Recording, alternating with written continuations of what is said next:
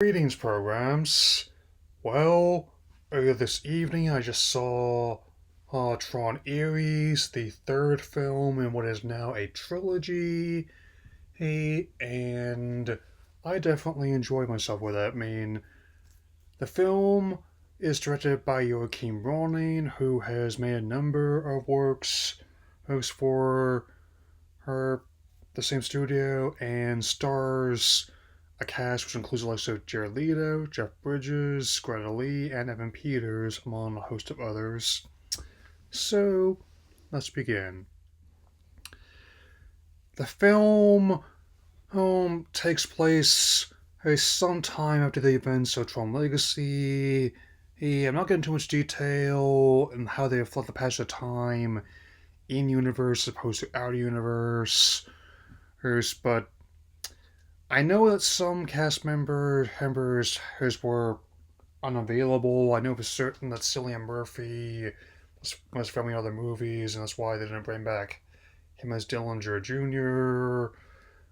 And I'm not going to get into extensive detail just yet, but I will be including some minor spoilers, as you can tell in those brackets. That's for more clarity.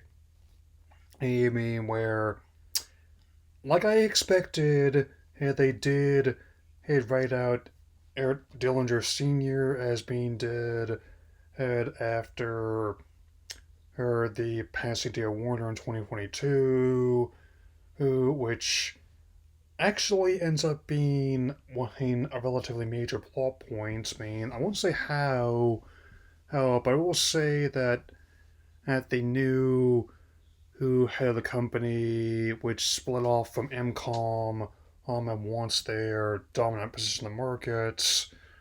It definitely takes after his grandfather. I mean, and the idea here that some um, bratty tech bro will be willing to commit anything from industrial espionage to even wanting to have like a rival company head do Riz is definitely not a stretch in this day and age, I would say.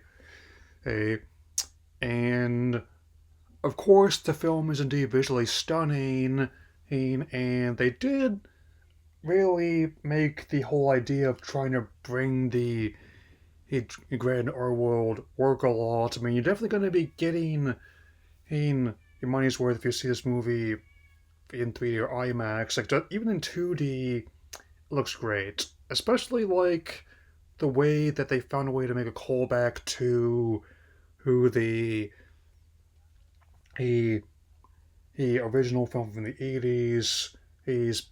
And it makes sense to me that Flynn would keep backups of his consciousness as on these full size floppies. I mean, like not like the 3.5-inch ones that became like the save icon on your her, her word processor, but I mean these were much bigger in size, man, which makes sense given how he went missing in '89, and also, it definitely earns a PG-13 rating. Like I kind of thought there would be obvious reasons, like the fact that one of the immediate things that the new head of Dillinger wants to do is to use Ares for military purposes, and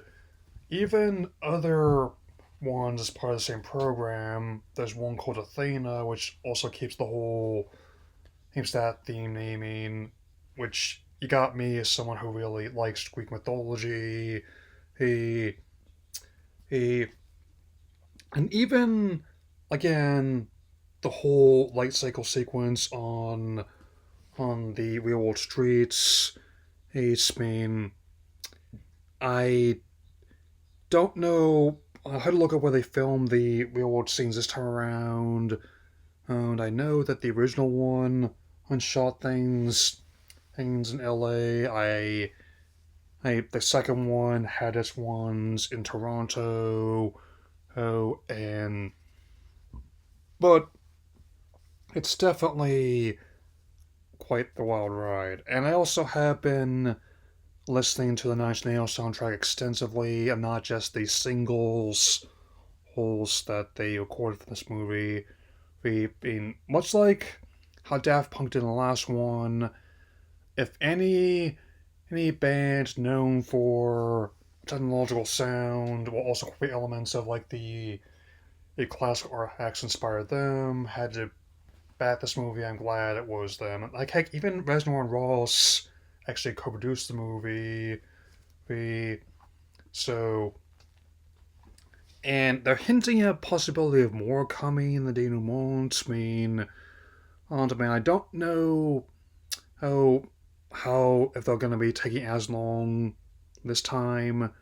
But given how they end up spending a small amount in the last movie, matching or beating in the 172 million domestic, like 400 million worldwide take a last one is a lofty yet plausible goal. Granted, I don't expect this thing to do like Star Wars, Spider-Man, or Avatar level numbers. We'll talk more about that last one in a moment or two. But there is definitely still an audience, hence for this franchise. They're still putting out new games tied into it, which makes sense. A lot of those are actually quite decent. I personally wouldn't object to who someone like Aspire or Night Dive Digital Eclipse apps actually reworking them either. Even if the 2.0 game may not be canon anymore, I do kind of like how they use all the elements from that game for the new canon, which is kind of like a test one for what they've done with Star Wars as well, where the permanence code which drives a lot of this movie's plot reminded me a lot of a similar code base that what drove the plot of Tron 2.0.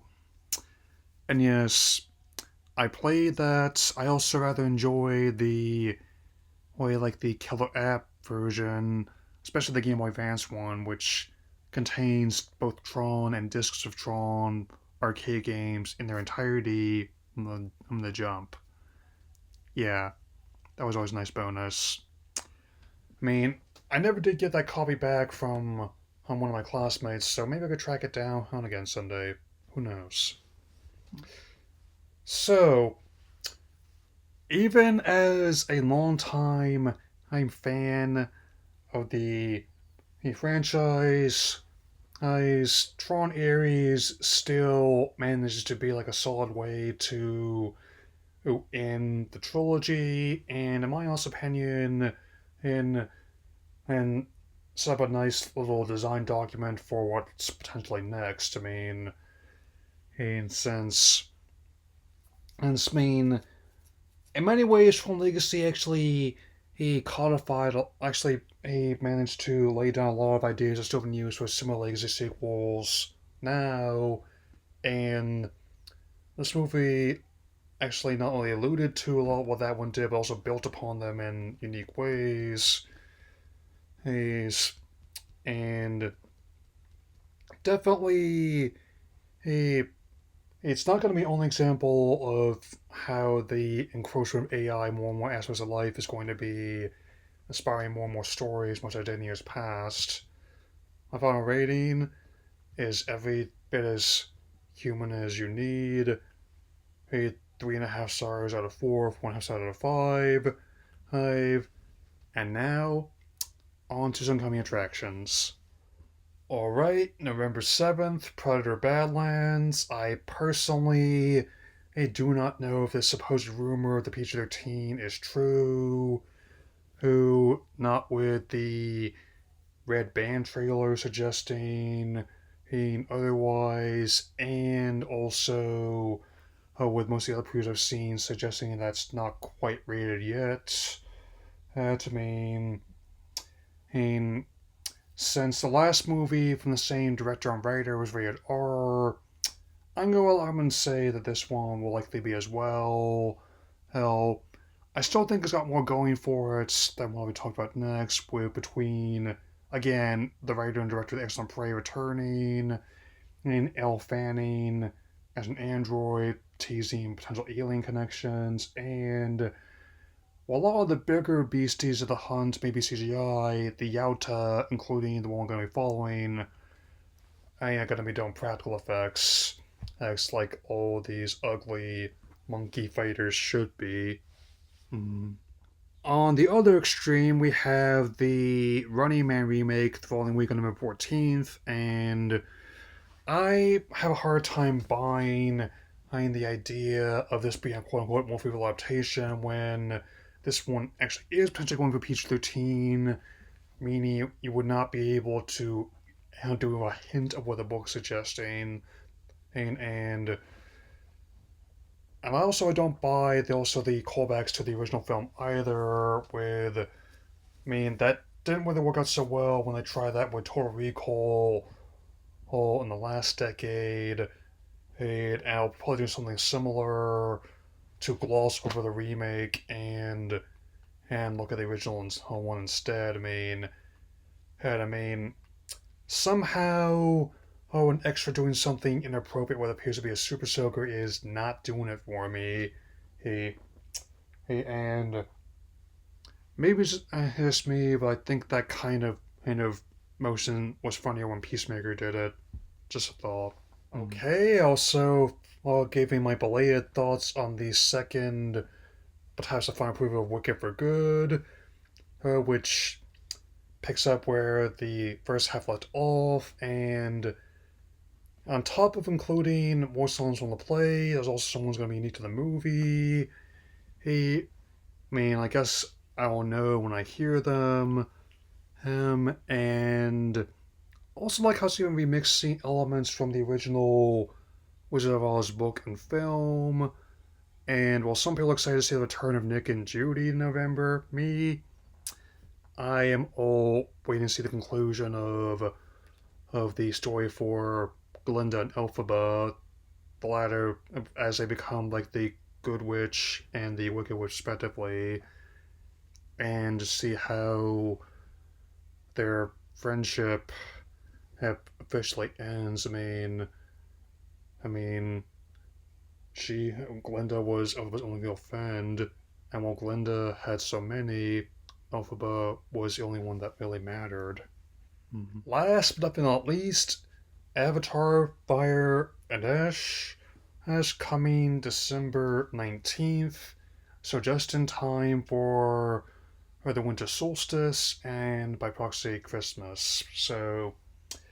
And I definitely think that their plan and to alternate between this and Star Wars each year is sound, and even though parts of me are a little bit skeptical whether or not they're able to make Lightning Strike a third time, let alone twice, with the first two movies each being among the most successful ever made in the $2 billion worldwide club, the exclusive one that few have been able to enter. And I definitely, there are a lot of elements to intrigue me. It, of course, is visually impressive, as I would expect from James at this point in his career. And the idea of a Navi antagonist does also intrigue me. A part of a volcanic tribe, and that is one thing I'm definitely good at, the world building. To make this whole moon feel like a developed place, with its own unique sense of culture, but even with all the new lore that's like they be added, they're still keeping the main things that the heroes and villains want simple. Jake, of course, or like the Solis want the family to be safe. If the new antagonists alongside Kordak want the heroes' heads, which, again, is something that anyone could follow. I do not really suffer from this syndrome I've been hearing about, but I am definitely low-key excited for this one, so in all likelihood, I'll be going. And yes, I'm also keeping an eye on the search for SpongeBob as well. Well, since if they play the cards right, my guess will probably be like with what happened with Puss in Boots a few years back, where they both end up bringing their own extensions to the story and innovations in visuals, albeit for very different reasons. Anyway, that'll be all for now. Now, I'll see you all again soon, so take care, everyone.